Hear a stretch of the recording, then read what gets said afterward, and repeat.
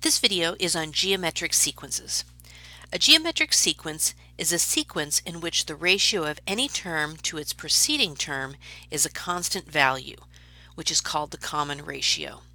So in other words, the second term divided by the first term is my common ratio, or what do I have to multiply each term by to get the next term? And again, as we saw with arithmetic sequences, this can be a little confusing because when I'm talking about ratio, I tend to think of division. But when I'm actually looking at the sequence going from one term to the next, I'm thinking, what do I multiply by to get the next term? Here's the explicit formula for a geometric sequence. It's a sub n equals a sub 1 times r to the n minus 1, where a sub n is the nth term, a sub 1 is the first term, n is the number of the term, and r is the common ratio. Let's take a look at this, a couple things about this particular formula.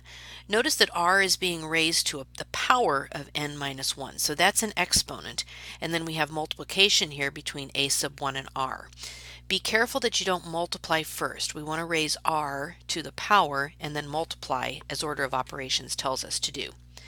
Also notice that because I'm multiplying each time and I have a common ratio, this is not a linear relationship here. This is actually an exponential relationship because my variable n is in the exponent, and it's very similar to an exponential function.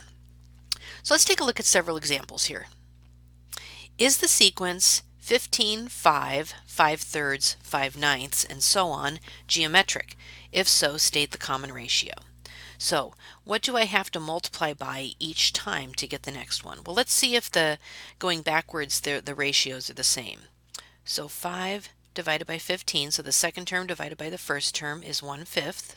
Okay, I'm sorry, 1/3.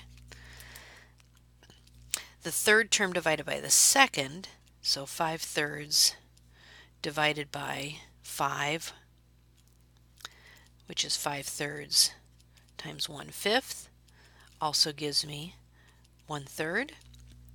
And then 5/9 divided by 5/3, which is 5/9 times 3/5, gives me 3/9 or 1/3. So yes, so that ratio is the same. It is constant for all of those. So my common ratio is going to be 1/3. What that means is that I need to multiply the first term by 1/3 to get the second term times 1/3 to get the third term, and so on. In this example, let's find the next three terms in this geometric sequence where we have 25, -10, 4, -8/5, and so on, and identify the common ratio. Actually, let's start by identifying the common ratio, and then we could use that to find the next three terms. So I know that this is geometric, so I really only need to do this once. So 10 divided by 25, dividing top and bottom by 5 gives me a -2/5, so my common ratio is -2/5. And actually I can confirm that by -10 times -2/5 does indeed give me 4.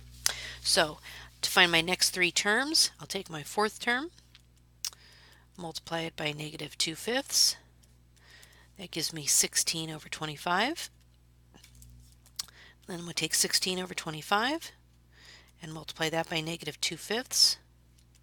Gives me -32 over 125.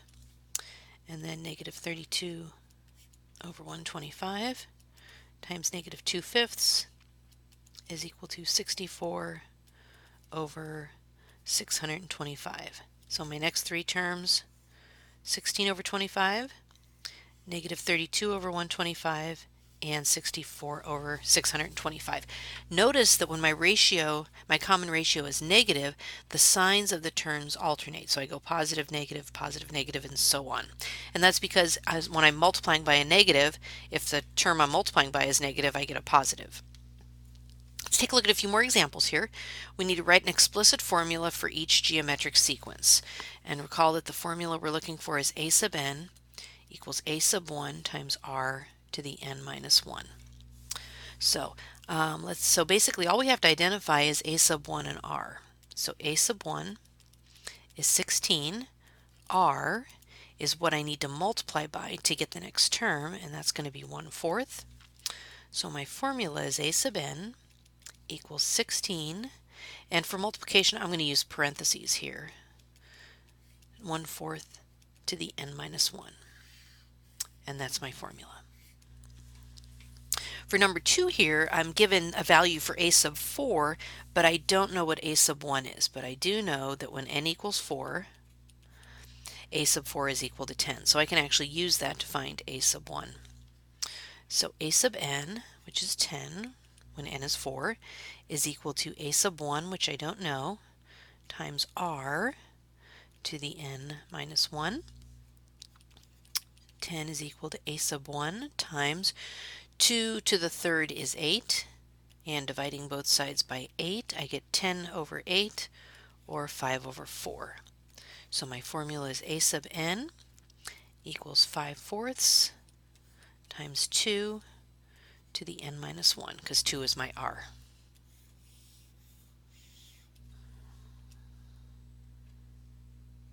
So now we need to write the explicit formula and use it for what it was intended for, to find the indicated term of each sequence. So I know that a sub 1 is 1, r is 1/2, and I need to find the fifth term. So my explicit formula is going to be a sub n equals a sub 1, which is 1, I'm not going to worry about writing that, times r to the n minus 1. So there's my explicit formula, and now let's use that to find a sub 5 is going to be 1/2 to the power of 5 minus 1, 1/2 to the 4th power is the same as 1 to the 4th over 2 to the 4th, or 1/16.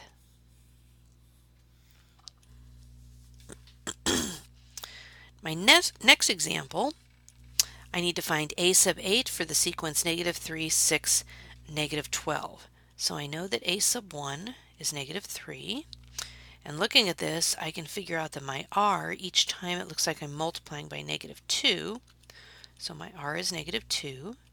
So my formula is going to be a sub n equals a sub 1 times r to the n minus 1. Now again, remember that since we have an exponent here, I'm going to be evaluating the exponent first. Resist the temptation to multiply the 3 and the 2 and come up with 6. So now a sub 8 is going to be -3 times -2 to the 8 minus 1, or -3 times -2 to the 7th power is -128, or a sub 8 is going to be 384. And the last thing we're going to look at here is the geometric mean. In a geometric sequence, the square of the middle term of any 3 consecutive terms is equal to the product of the other 2 terms. In other words, the geometric mean of 2 numbers, x and y, is the square root of x times y.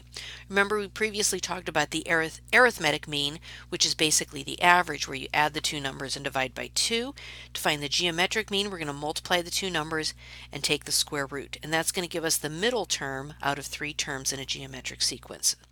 So to find this middle term, I'm going to do the square root of 2/5 times 8 over 45.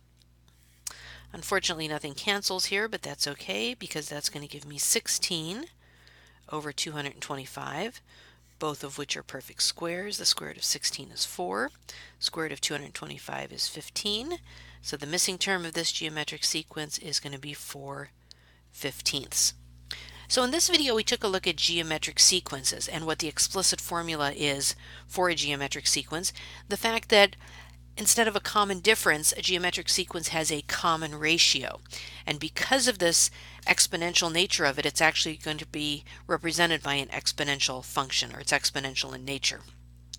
We took a look at how to write the explicit formula, how to find an indicated term, and how to find the geometric mean, or in other words, a value between the missing value between 2 terms in a sequence.